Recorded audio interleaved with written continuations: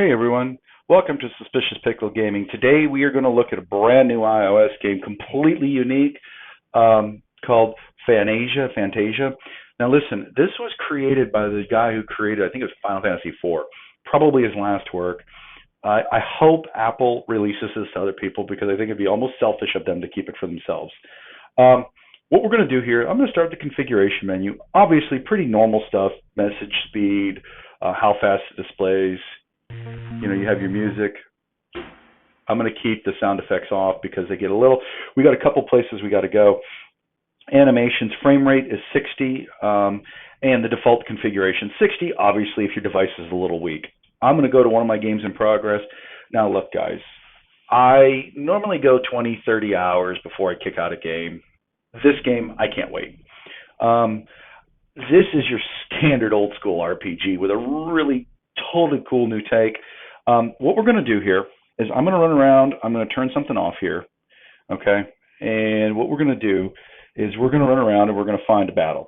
What's really cool about this game, if you look at the screen, these are actual dioramas that have the characters actually inputted into the diorama, which is really, really cool. So let me turn that off, okay, because I want to get a battle.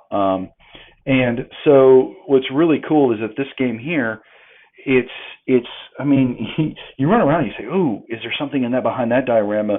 When you run into other video games where you get, somebody's created an entire world, you kind of wonder if it's unending. With this game, you're like, oh, how could they have created more space? The rumor is that they've created over 150 dioramas or varying environments for this game. So I have to say, it's pretty awesome. All right, so you got your typical healer you have here, and I'm pretty overpowered for the area. I'm purposely grinding in this area. You have your typical fighter, and what you can do is you can change your skills here. You see he's got steel, analysis, right? And he does swords, she does mace, she does stabs, and then the third one there, she's kind of like a summoner. The storyline is the main character's lost his memory, and he's trying to solve a way to get his memory back to beat a guy that's this bad guy who's like trying to steal the world, which are these machine things which are absorbing everything, right? So that's one basic battle here. Let me see here. I might try to run around and try to find you another one. Let me see here. Let's just run around. All right, there's one more battle here. And then obviously I'm far enough along where you can actually select some of the things. So what we're going to do is I'm just going to select a skill here, just because I want another character to go through. And you can see at the bottom section of my screen where each character kind of has a turn, right, which is reminiscent of the old school RPGs. Now, this particular person fights a little differently, right? You can fight that way, or, for example, here, you can actually bend your attacks. So, like, I could bend the attack and attack both of them, even though they're not in a straight line. A little kind of a different twist. Thought that was pretty cool. So we can go from there. Now, the other thing here, what the really cool part about this other thing is, and I'm going to turn it back on, it's called your demi-dungeon. You get it pretty early on, right? So let's open it up. What's really cool is, say you're trying to grind in an area or you're trying to run through an area and you really don't want to deal with monsters till later. All right, so this here, let's open that up.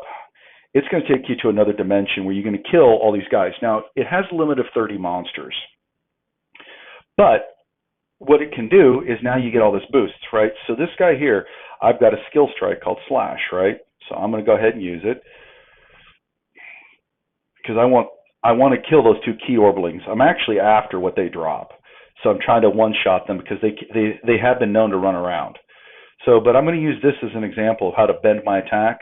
And there we go. And I just killed basically 3 monsters because I'm a little overpowered for the area. As I said, I'm grinding. So we're going to go ahead. And what's nice is that there are mass attacks. So you can really wipe out the stuff. And in my opinion, this really speeds up the grinding process because what will happen is you can come through here and then you can get everybody together, use your mass attacks, especially if you're a little overpowered. Pretty cool stuff. And what we're going to do is here is that, see, I'm going to bend her holy attack again, and we're going to just kind of do that. Let's see here.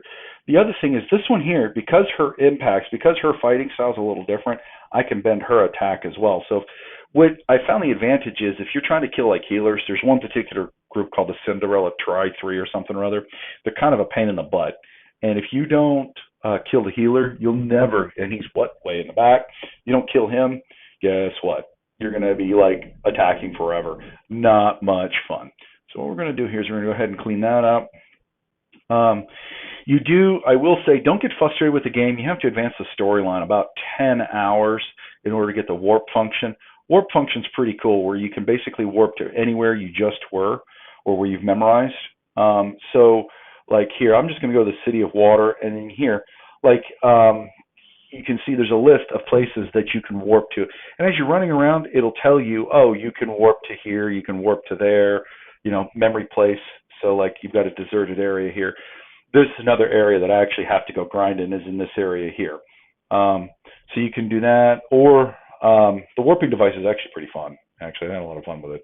I've been just got it, Central City Hall here, and we're going to go from there. So what I'm going to do is I'm going to stop jumping around and stop fighting, and then what we're going to do is I'm going to open up the submenu. Now, as with any RPG, you're going to bump into, if you search the area really well, typically you'll find slightly better equipment than what you can buy, make your life a little less hateful. Thus far, I haven't had to do much grinding. So as long as you stop, like right now I'm at a perfect opportunity to stop where I have to go back and get chests for keys that I can just now acquire. So I do plan on doing that and grinding a little bit. Obviously, your party here, and it says no standby members. I imagine at some point there's going to be up to 6 or 7 members.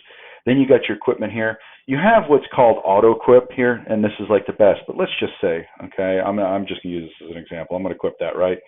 And then I'm going to equip something stupid like this here. This guy doesn't need that, right? You hit auto-equip. It's going to put the best stuff for that character on, right? And then same thing with here. I personally, you just got to pick what you like. And Staff of Life, Fight and Heal, auto-equip. I haven't liked the Staff of Life. I might run it. I might not. I don't know yet. I haven't completely decided how much I like it. And then you got your skills menu. It shows you all your skills of your people. And it even allows you, see here, it tells you only usable in battle, right? Which is pretty cool. Then we got items. Pretty self-explanatory. What I like about this is it shows you, it's kind of broken up. In RPGs, you always get a ton of items, right? You can't keep them all straight or where they all go. It's like this is battle and recovery. So you can use it to recover both in and out of battle. Here you got your tactical during battle, stuff that you can use there. And then you've got your other things that you've got down along in here. And then you got your story outline. So, as it shows you your story moving along here, right? And then this is open. These are quests. I've got 2 quests open. The Cinderella Tri-Stars, and that's a quest that I'm still working on, and then a Knuckles development. These you'll find just as you run around cities. Some of them you complete immediately, and some of them you can't. Like the Cinderella Tri-Stars, you basically run into them in the first town, but then as the storyline advanced, I ran into another part of that sub-quest series. And then here. Now, guys, I want to talk about this for a minute. This is your cutscene memories. What I like about this is that we've blended another graphic form and another artistry in this game. So it does have sound, but I have it turned off right now because I don't want to get over my voice. But you see the hand-tuned cartoon drawings here? I really like that. All the memories are done in these kind of pastel-y colors. They're softer. One of the things that this game, that Apple has done, is they're not afraid to release some pastel games. Like Cozy Cove was just released as well. Very soft pastel. And the game was designed for a certain target audience. They're not afraid to say that, hey, you know what? You can play this game if you want. But if you don't like it, I got this game over here. And they have done some games that I didn't agree with, but I also think are groundbreaking because I haven't really seen them anywhere else. They're either heavy cartoon, heavy graphics, heavy gore. We're not here. But you can release these at any time. So let me go right here and see here. Another kind of hand pastel style writings. And I truly enjoyed this game. So, guys, I want to say, hey, welcome to thebcubedgaming.com. I want to say that I'd love for you guys to check out, hit the mash, like, and subscribe button, and let us know what you think. And thanks again for looking at thebcubedgaming.com and checking out my games. Be cool, everybody.